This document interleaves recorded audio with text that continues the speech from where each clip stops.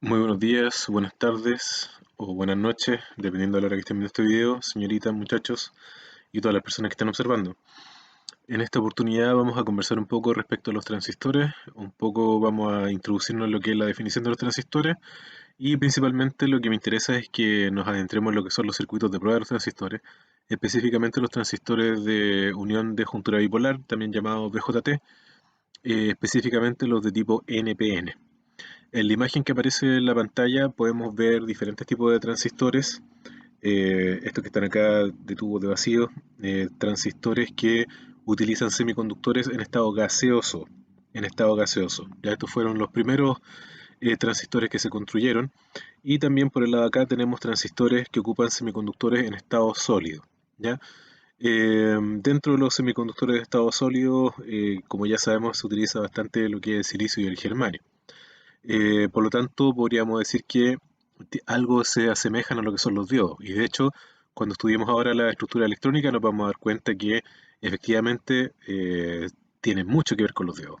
Entonces, los circuitos de prueba que vamos a utilizar para probar estos transistores, los transistores de estado sólido, porque no vamos a trabajar con este tipo de transistores, sino que con esto, los circuitos de prueba se parecen mucho a los circuitos de prueba de diodos. ¿Ya? El texto para realizar esta presentación es el que tenemos como texto guía para nuestro módulo, que es el principio de electrónica del autor Albert Malvino.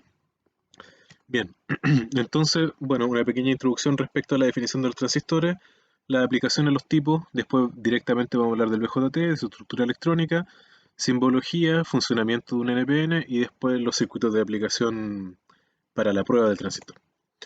Bueno, entonces podemos decir que históricamente se dice que en 1951 un físico estadounidense que se ganó el premio Nobel, llamado William Shockley, construyó el primer transistor con semiconductor de estado sólido, como se ve ahí. Este fue, según lo que indica la historia, el primer transistor construido, ¿ya? A una temperatura en particular, un arreglo bastante arcaico de lo que es el transistor que conocemos hoy en día. Anteriormente a este tipo de transistores, como ya indiqué, se utilizaban tubos de vacío, donde se aplicaban los semiconductores en estado gaseoso. El tema es que, como los que se muestran aquí, como los que se muestran aquí, ¿ya? Entonces, estos eran los transistores que se tenían inicialmente, y a través del invento de William Shockley se pasó a este tipo de elementos, ¿ya? El tema es que estos transistores, o estos tubos de vacío, se utilizaban para amplificar señales eléctricas y electromagnéticas, como eran, por ejemplo, señales de radio, señales de televisión, señales de algunos instrumentos, ya, por ejemplo, guitarras eléctricas, bajos eléctricos, cosas así, para hacer amplificadores de audio, por ejemplo, ¿ya? Entonces los transistores vinieron a reemplazar a los tubos de vacío. Por lo tanto, ¿para qué se utilizaron los transistores? Para lo mismo que para los tubos de vacío, para amplificar señales. Para amplificar señales eléctricas y electromagnéticas, al igual como lo hacían los tubos de vacío. Eso principalmente. Entonces, el concepto de amplificación es un concepto importante en electrónica. Bueno, no solamente en electrónica, pero en el área de la electrónica es muy importante. Entonces, el concepto de amplificación se puede entender de muchas formas dependiendo del área donde estemos trabajando, pero para el área de la electrónica vamos a entender nosotros como amplificación al concepto que nos indica que podemos ingresarle o podemos aumentar la potencia de una señal. Cuando hay un equipo, un elemento, un dispositivo que aumenta la potencia de una señal eléctrica, entonces decimos que ese equipo, ese dispositivo está aumentando, está amplificando la señal. ¿Ya? Eso es lo que vamos a entender por amplificación. Entonces siempre está la duda respecto de lo que hace el transformador. Algunas personas creen que el transformador es como una especie de amplificador, porque dicen están los amplificadores elevadores. Pero eso es un error. Los transformadores tienen una potencia de entrada y una potencia de salida. La potencia de entrada, en términos bien sencillos, es la corriente del primario multiplicado por el voltaje del primario. Ahí le va a dar la potencia de entrada. Y la potencia de salida es el voltaje del secundario por la corriente del secundario. Ahí le va a dar la potencia de salida. Entonces, si ustedes tienen un transformador elevador, significa que el voltaje del secundario es mayor que el voltaje del primario. Pero si aumenta el voltaje del secundario, entonces tiene que disminuir necesariamente la corriente del secundario porque se debe cumplir esta relación que indica que el transformador mantiene la potencia del secundario y del primario. Es decir, la potencia de salida es igual a la potencia de entrada. Por lo tanto, si la potencia de salida es igual a la potencia de entrada, si el voltaje del secundario sube, entonces la corriente del secundario tiene que bajar para que se mantengan las potencias. Eso es lo que hace el transformador. Por lo tanto, eh, este concepto me indica claramente que el transformador no es un amplificador, porque no aumenta la potencia de la señal de entrada. Sin embargo, un amplificador lo que hace es que tiene en su entrada una potencia, y a esto le decimos que tiene una corriente de entrada y un voltaje de entrada, y si lo multiplicamos nos va a dar la potencia de entrada, y en la salida tiene un voltaje de salida y una corriente de salida, y si la multiplicamos nos va a dar la potencia de salida. Entonces, ¿qué es lo que hace un amplificador? El amplificador hace que la multiplicación de voltaje por corriente de salida sea mayor que la multiplicación de corriente y voltaje de entrada. Entonces, aumenta la potencia de salida. ¿Cómo lo puede hacer entonces para aumentar la potencia de salida? Lo puede hacer aumentando el voltaje, o lo puede hacer aumentando la corriente, o lo puede hacer aumentando las dos. Entonces nos vamos a dar cuenta que existen específicamente amplificadores de voltaje, existen específicamente amplificadores de corriente, ¿ya? Así que ese es el concepto del amplificador, donde la potencia de salida es mayor a la potencia de entrada. De esa forma lo vamos a entender nosotros. Hay toda una teoría detrás de dónde saca la potencia para inyectarla en la salida. Aquí hay conceptos de fuentes de poder entre medio ya, pero el transistor es el que hace la mayor cantidad de trabajo para realizar esta función. Ya, así es que para allá vamos.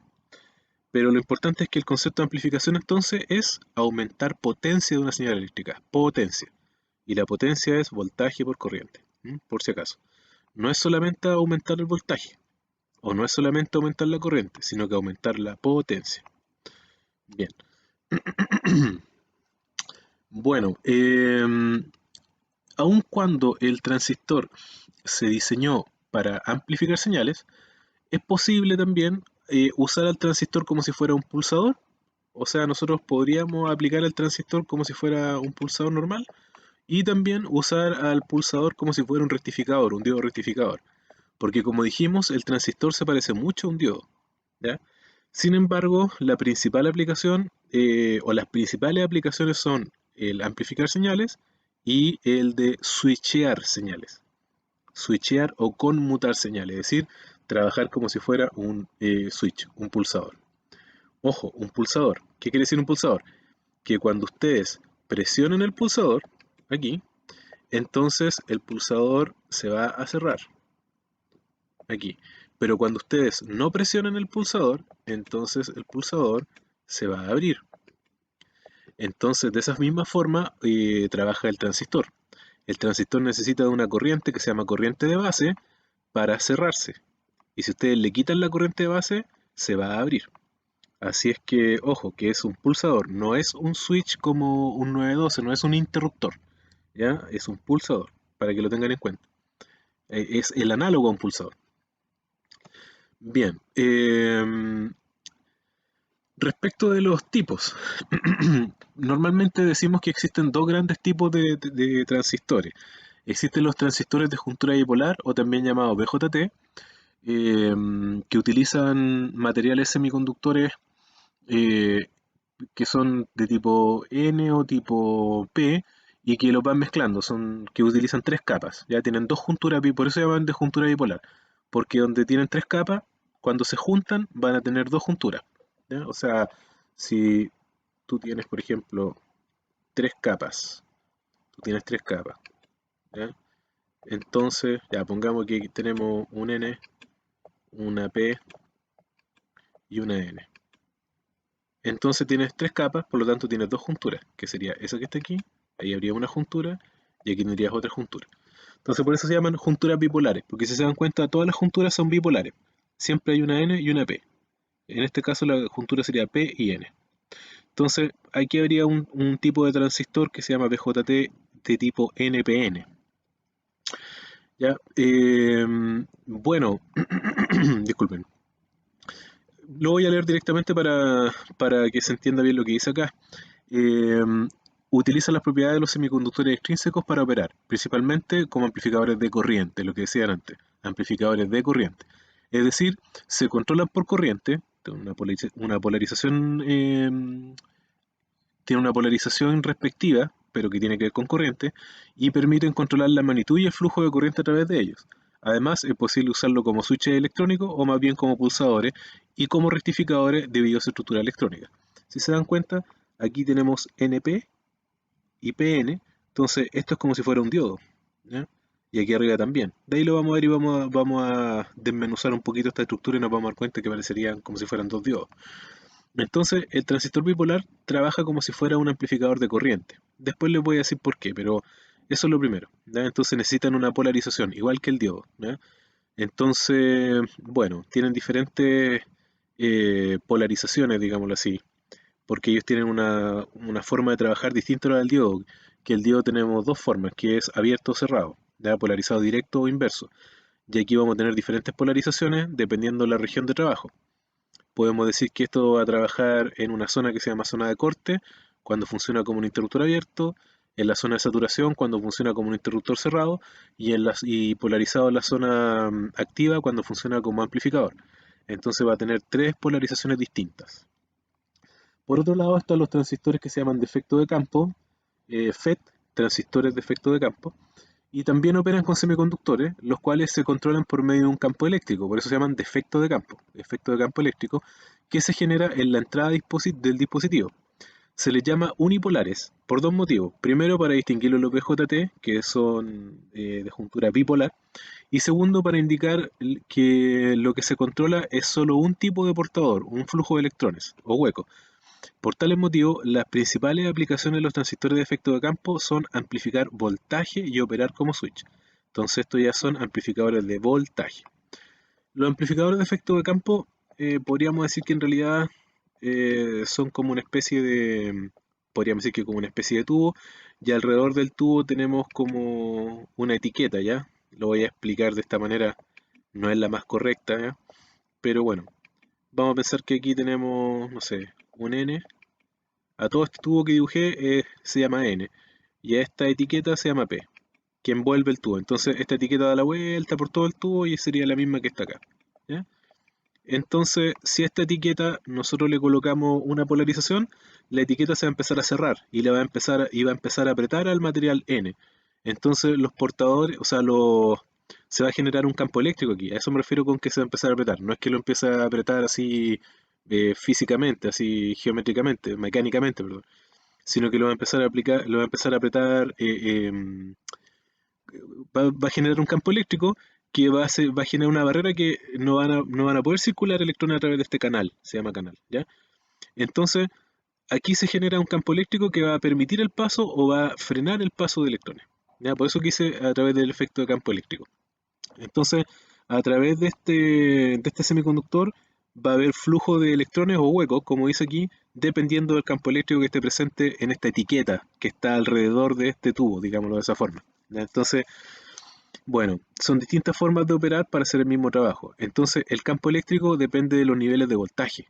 El campo eléctrico depende de los niveles de voltaje. Por eso se dice que amplifica voltaje, ¿ya? En cambio, aquí sabemos que el hecho de que circulen electrones a través de este voltaje de barrera tiene que ver con la cantidad de electrones que pasan, es decir, con la cantidad de corriente que circula a través de ellos. Entonces, por eso se dice que este es un amplificador de corriente, el BJT, y el transistor tipo FET es un amplificador de voltaje. Entonces, como este amplifica corriente, puede amplificar potencia. O sea, perdón, puede aumentar potencia. Y como este amplifica voltaje, también podría amplificar, ¿ya?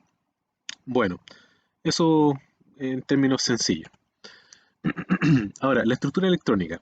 Es posible definir un BJT, vamos a hablar específicamente del BJT, a partir de su estructura electrónica entonces, la que indica que es un dispositivo compuesto por tres materiales semiconductores extrínsecos, o también llamado capas semiconductoras, como ya sabemos.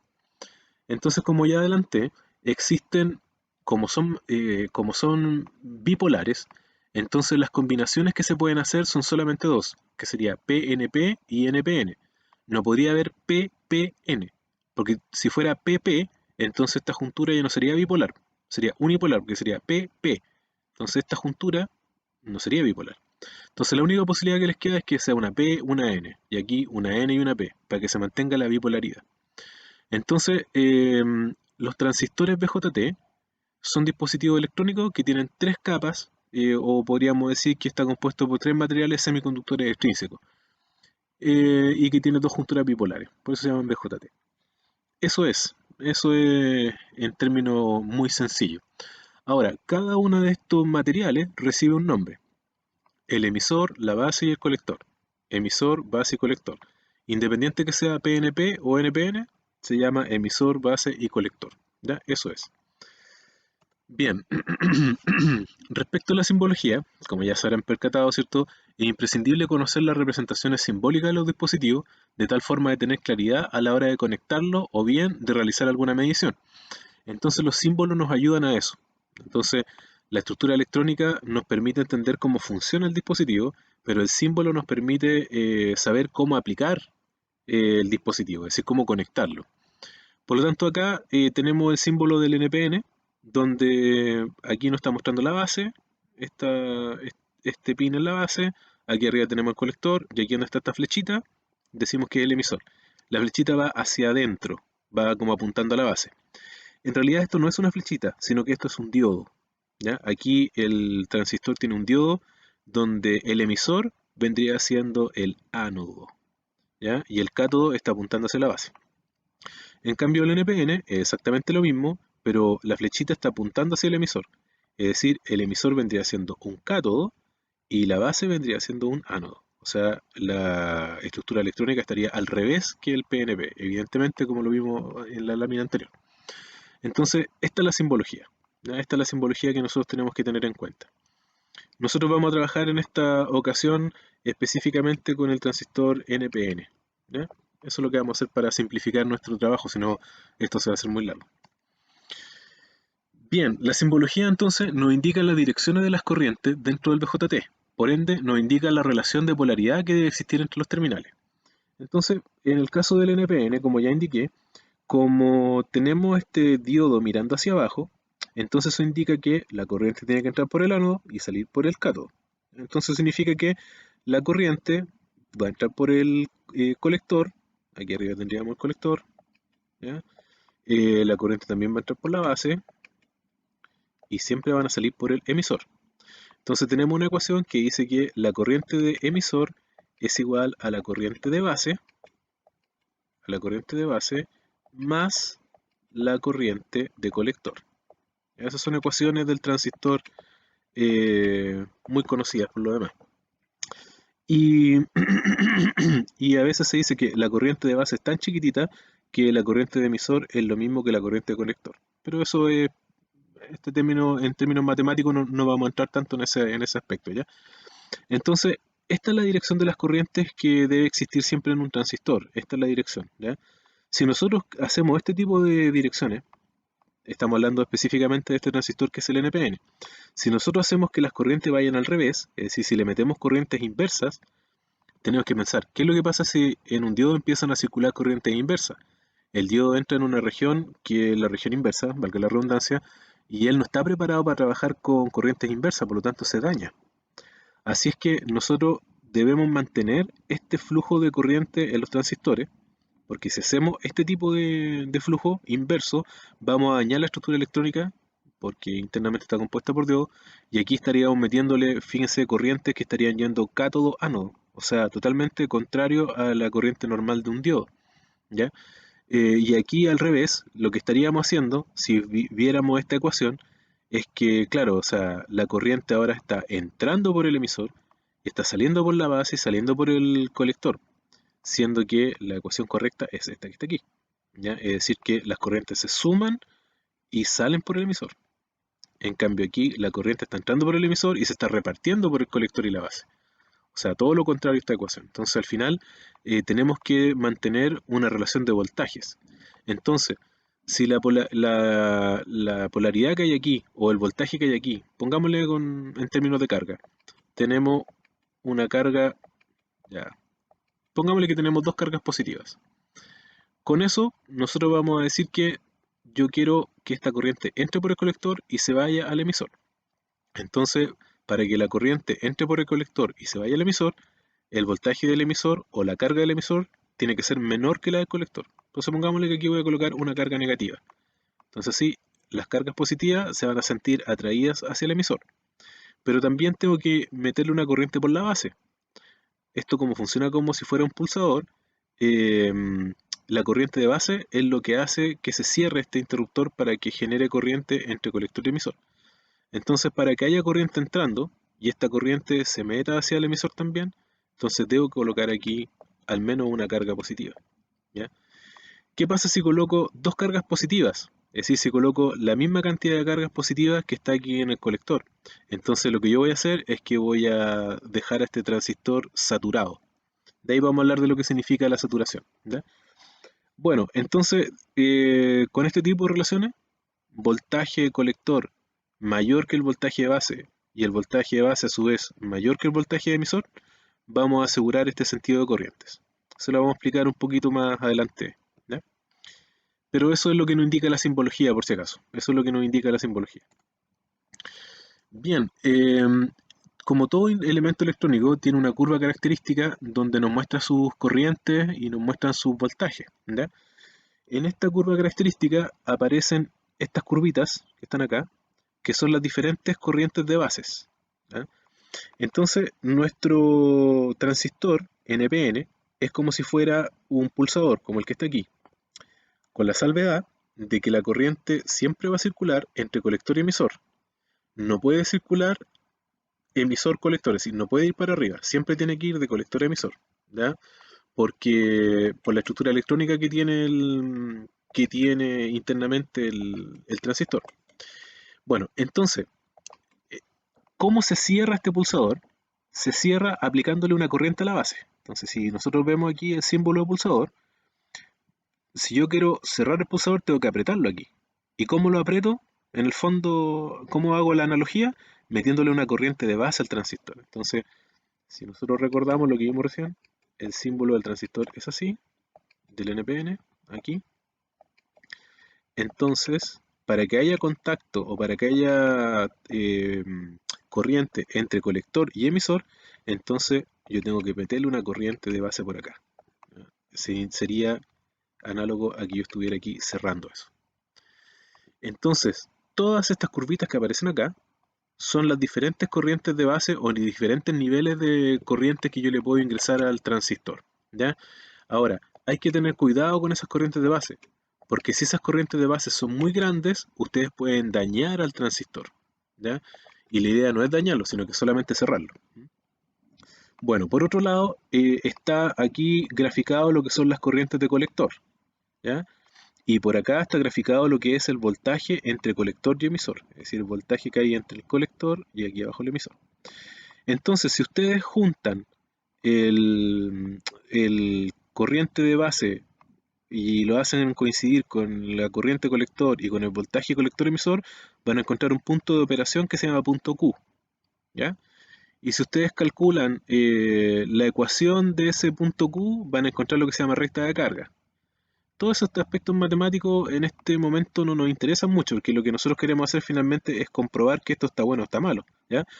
Pero hay ecuaciones matemáticas que nos permiten calcular cómo va a estar trabajando este transistor, en qué zona va a estar trabajando. Pero lo que sí les puedo decir es que en este gráfico, que tienen todos los transistores BJT NPN, se distinguen al menos tres zonas. Esta zona que está aquí, marcada con plomo bien oscuro, es la zona de saturación. Si ustedes hacen que el transistor entre en esta zona de saturación, entonces él se va a comportar como un switch cerrado. Ya es como un pulsador que está cerrado conduciendo corriente de colector a emisor. Para eso ustedes tienen que colocar una corriente de base relativamente alta, pero no tan alta, porque si es muy alta lo pueden dañar. ¿Ya? Pero una corriente de base relativamente alta, y cuando eso ocurra, ¿qué es lo que le pasa a un switch cuando se cierra? Su voltaje siempre es tendiendo a cero. Entonces, en el caso del transistor, los voltajes siempre son hasta un volt más o menos. ¿Ya? Entonces, esto se llama voltaje de saturación. Entonces, si ustedes le colocan una corriente de base relativamente alta al transistor, entonces el transistor va a entrar en saturación. Pero para eso tienen que ustedes investigar en el datasheet cuáles son esa corriente de saturación. ¿Ya? Tienen que investigarla. Y esa corriente la tienen que calcular a través de algún procedimiento de cálculo en el circuito, como son las mallas o los nudos, cosas así. Bueno, si ustedes hacen que el transistor entre en esta zona, el transistor se comporta como un switch cerrado. Si ustedes ocupan esta curvita de corriente base, que es cero, es decir, si ustedes le quitan la corriente de base, entonces el transistor funciona en la zona de corte, que se llama, como un switch abierto, es decir, no conduce corriente. O sea, lo más fácil es que el transistor funcione abierto. Y si ustedes son capaces de colocar una corriente de base y un voltaje colector emisor que esté entre corte y saturación, entre corte y saturación, entonces van a estar ocupando esta región que es la más grande, que se llama zona activa, y en toda esta zona activa funciona como un amplificador. Y los amplificadores tienen esta simbología, ¿ya? Como un triángulo, donde entra una señal pequeñita y se dan cuenta sale una señal más grande, ¿sí? De una potencia mayor. Eso es más o menos en términos bien prácticos las zonas. Entonces, en saturación se comporta como un switch cerrado, en corte como un switch abierto y en zona activa como un amplificador. ¿Cómo lo hago para llevarlo a zona de saturación? Colocándole la corriente de base que es capaz de saturar al transistor. Y eso lo veo por el datasheet.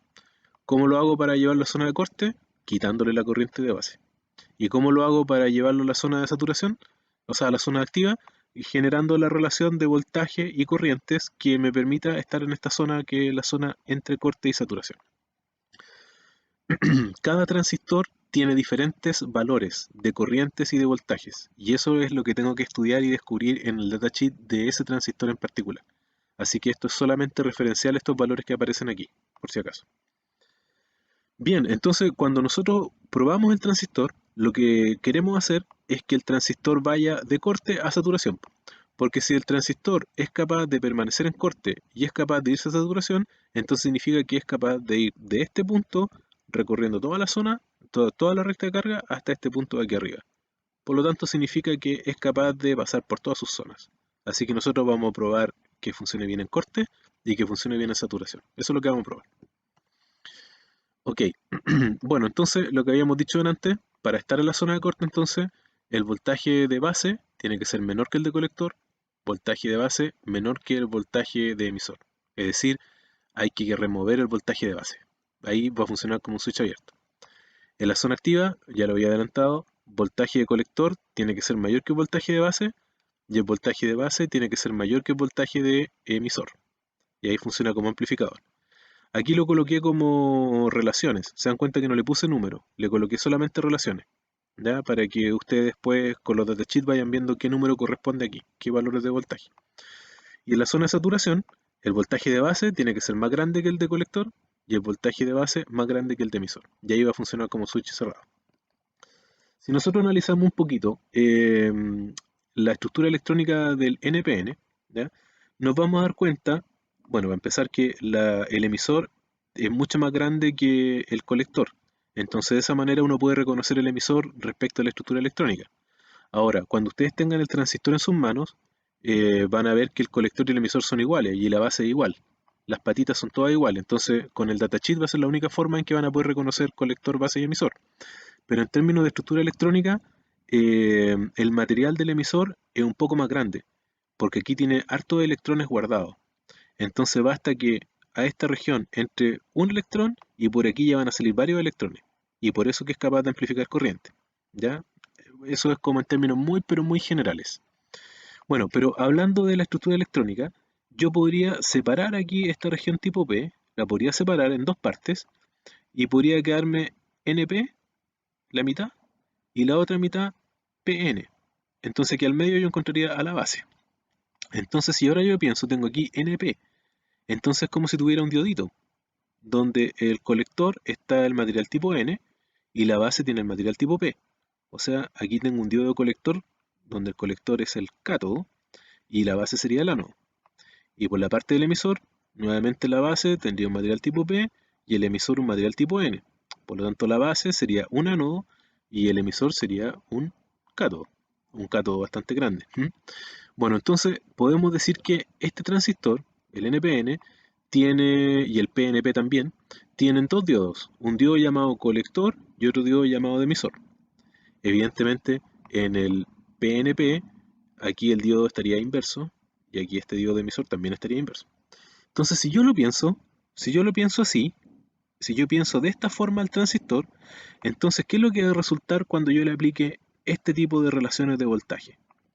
Va a resultar lo siguiente, que si yo le aplico voltaje de base menor al voltaje de colector, voltaje de base menor al voltaje de colector, entonces el diodo colector se me va a apagar porque va a quedar polarizado inverso.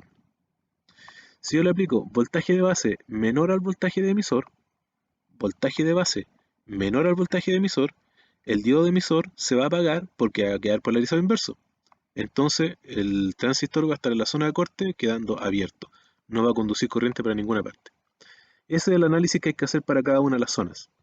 Así que ahí se los dejo de tarea para que puedan detener el video y lo puedan estudiar uno por uno para que vean qué es lo que pasa. Pero lo importante es que en la zona activa el diodo colector tiene que estar apagado y el diodo emisor tiene que estar encendido. En la zona de saturación, tanto el diodo colector como el diodo emisor tienen que estar encendidos. O sea, los dos tienen que estar conduciendo corriente. Eso es lo que vamos a probar en un ratito más cuando veamos los circuitos de prueba. Ok, esto es. Así que por aquí debieran pausar el video y estudiarlo un poco más a fondo. Ok, bien, entonces, circuito de prueba. Aquí estaría circuito de prueba, bastante sencillo para un NPN. Tenemos nuestra fuente de poder de 12 volt. La fuente de poder de 12 volt, vamos a ver solamente la malla de arriba. Alimenta una resistencia de 330, aquí en serie con un LED rojo, y este LED rojo se está metiendo aquí al colector. Lo que yo quiero es generar corriente entre colector y el emisor. Pero para que se genere corriente entre colector y emisor, tendría que yo meterle corriente por la base. Si el transistor está bueno, si yo le meto corriente por la base y el transistor está bueno, entonces debiera haber corriente colector-emisor. Si es que hay corriente colector-emisor, se va a prender el LED rojo. Entonces, de aquí de los 12 volt, yo tomo un arranque, le meto un pulsador, me voy a una resistencia de 1 kilo para bajar la corriente. Recuerden que la base no le puedo meter una corriente tan grande. Le meto un LED verde el LED verde se va a encender solamente para comprobar que efectivamente está circulando corriente por la base. Para eso está el LED verde, para comprobar que hay corriente por la base. Si se enciende el LED verde es porque hay corriente por la base. Es decir, que la estructura que hay entre base y emisor está buena. Bueno, entonces yo presiono acá. Si se enciende el LED verde es porque la estructura base-emisor está buena. Entonces, si hay corriente de base, entonces se debiera encender el LED rojo. Si se enciende el LED verde y no se enciende el LED rojo, evidentemente estoy asumiendo que está todo bien conectado, ¿eh? Si se enciende el LED verde y no se enciende el LED rojo, es porque la estructura colector-emisor ya está dañada y eso significa que el transistor está malo. Si yo tengo todo bien conectado y presiono aquí y ya sé ya que los LED están buenos, tengo todo probado que está todo bueno, estoy probando el transistor evidentemente. Si yo cierro el pulsador y no se enciende el LED verde, significa que la estructura base emisor está dañada y por lo tanto el transistor está dañado. Si yo conecto esto y se enciende inmediatamente el LED rojo, significa que la estructura colector-emisor está en corte, por lo tanto el transistor ya está dañado. Así es que bueno, lo he dicho bastante rápido, así es que ahí ustedes pueden ir volviendo el video y retrocediendo, pero ya he dicho la clave para reconocer cuándo el transistor estaría en buenas o malas condiciones. Pero voy a repetir cuándo está en buenas condiciones. Estaría en buenas condiciones cuando yo enciendo el circuito, enciendo la fuente de poder, lo echo a andar y está todo apagado. Yo presiono acá, se enciende el LED verde y se enciende el LED rojo. Eso es. Ahora, como la electricidad es tan rápida, ustedes van a presionar aquí y se les va a encender el LED verde y el LED rojo al mismo tiempo. ¿Ya? Bien, eso es lo que hay que montar. Esta sería una propuesta para circuito de prueba. Ahora, en términos de corriente, aquí les coloqué unas corrientes aproximadas. La corriente de base y la corriente de colector. Bueno, esta es la corriente de colector por si acaso. ¿Ya? La corriente de colector. La corriente se puede calcular aproximadamente dividiendo el voltaje partido por su resistencia y nos va a dar aproximadamente 36 miliamperes. Yo sé que aquí gente me va a decir que no es 36 miliamperes, que es menos. Claro, porque si yo le resto el voltaje del LED y el voltaje colector emisor me va a dar menos que eso. Por eso estoy hablando que esto es corriente aproximada, ¿ya?